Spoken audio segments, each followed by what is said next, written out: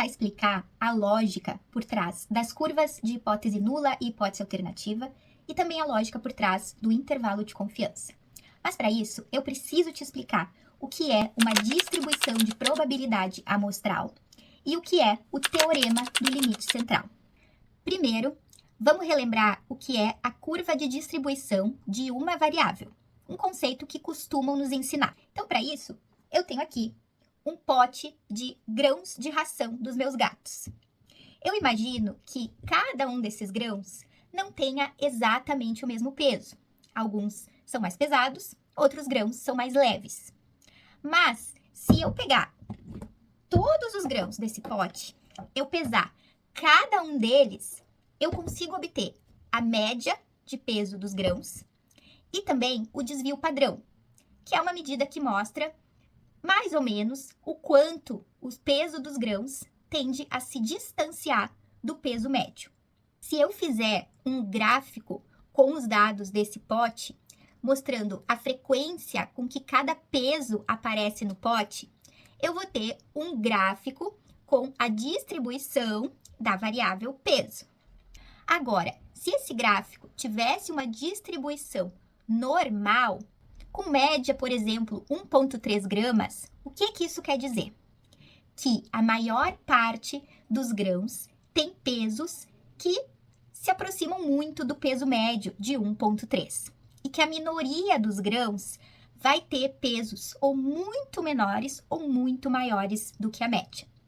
E ainda, 95% dos grãos terá peso que se distancia até 1,96 desvios padrão do peso médio. Agora, vamos mudar o foco.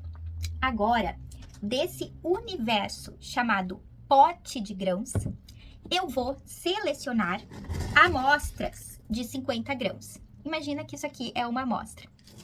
Então, eu posso repetir esse processo de seleção várias vezes.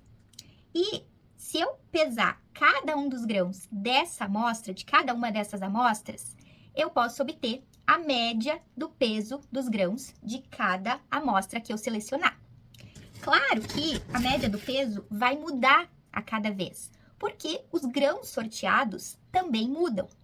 Mas se eu fizer um gráfico mostrando a frequência com que cada média de peso aparece, eu vou ter um gráfico com a distribuição de probabilidade amostral. Percebe a diferença entre cada um dos casos? Na primeira situação, a gente estava falando da distribuição do peso entre os grãos de ração. Na segunda situação, a gente está falando da distribuição de médias de peso entre amostras de grãos. A partir da frequência com que cada média aparece, eu posso estimar a probabilidade de que cada uma dessas médias ocorra, formando uma curva de distribuição de probabilidade. E o que essa curva vai nos mostrar?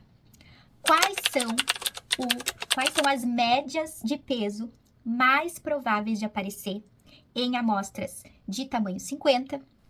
Quais são as médias mais improváveis de aparecerem em amostras de tamanho 50 retiradas dessa população?